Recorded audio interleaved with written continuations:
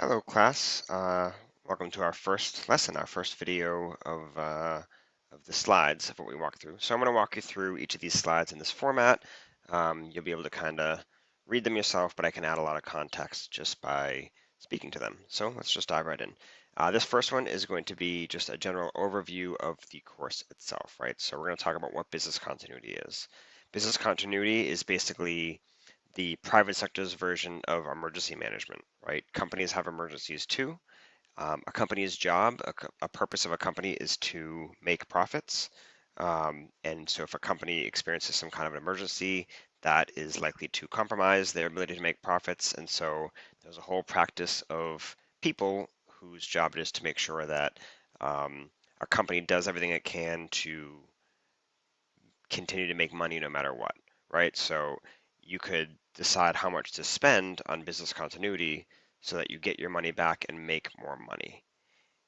We'll talk about this pretty at length, but if you are trying to, um, spend everything you can to make sure nothing ever happens to your company, you might spend more money than you'll save by doing so. So the whole concept of this field is to, as efficiently as possible, spend money so that you save money when disasters happen. So you can see here is a little bit of a slide showing the likelihood of an event and the consequences of that event. And this is a pretty common thing you might see in your emergency management class as well. You have a lot of high frequency, low impact activities. Water pipe could burst, weather happens, just normal life happens. But as things get more severe, they also hopefully become less common, right? So the things you want to, protect against, you have to make sure that all these very regular occurring things aren't too disruptive, but also you want to make sure that were this big thing to happen, you have some kind of thoughts around how you'll handle that as well, again, as a company. So business continuity, it's basically, I'm not going to read slides verbatim ever on you, so please make sure you always read these things, but the concept of business continuity is people and processes, right? It's making sure that your people are safe and able to work to produce the value they produce for you, and making sure your processes are able to continue. So do you have people available, and can they continue to do their tasks?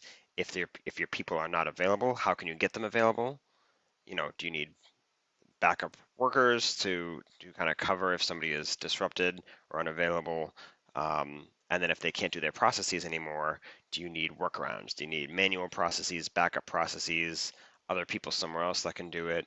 I'm speaking very generically, but we'll get into the specifics as we go through the course. That's business continuity. And then disaster recovery is kind of a sub-brand inside of business continuity. It's like just another focus, and it's actually kind of a confusing term. Disaster recovery actually refers to IT systems, computer systems, the practice of making sure that they don't go down, that they're always available, and if they do go down, the specific technical steps you can take to get them back up and running. It's a little bit confusing, especially as you're all emergency management students as well. Disaster recovery sounds like something you would do after a hurricane, after a fire, an explosion. That is not the case in the business world. It's confusing. I don't agree with it. We should change it someday as a field because it always causes confusion. But I'm going to ask questions about disaster recovery in this course, and it is going to be about restoring computer systems that are down. And I can't give any credit if you talk about coming into a burning building. It's a very common thing. It happens all the time. I can't drive it home enough. Disaster recovery is the practice of IT systems going down, or excuse me, of making sure they don't go down, and if they do go down, how we get them back up and running. Essential functions, we're going to always try to define what is most critical to a business, and that's what we're always going to try to focus on restoring, right? So if there's some kind of disruption that happens, whether it be a building that's on fire, a warehouse that your business uses that's on fire, your IT system's going down, nobody can do their job. Always trying to identify what those most important things are that your company does. Are you an airline? Is it about airplanes flying? Are you a hospital? Is it about the ability to check in patients and treat them and keep them alive? Are you a commercial finance company, a bank, on a Wall Street bank, and you need to be able to conduct trades on the stock market. what are the things that you have to do so that when all hell breaks loose and you lose all of your things, you lose all of your infrastructure and your people, whatever it is, what are the most important things you want to try to get back up and running right away? We're going to see this a lot. These are the 10 professional practices, and this is what breaks up our course. So these 10 activities here support what your uh, what your focus is going to be through this course. So program initiation and management, making sure that you have uh, a foundation, a department of people in your company that will do this kind of work. Risk assessment, making sure that you understand what threats outside of your company exist.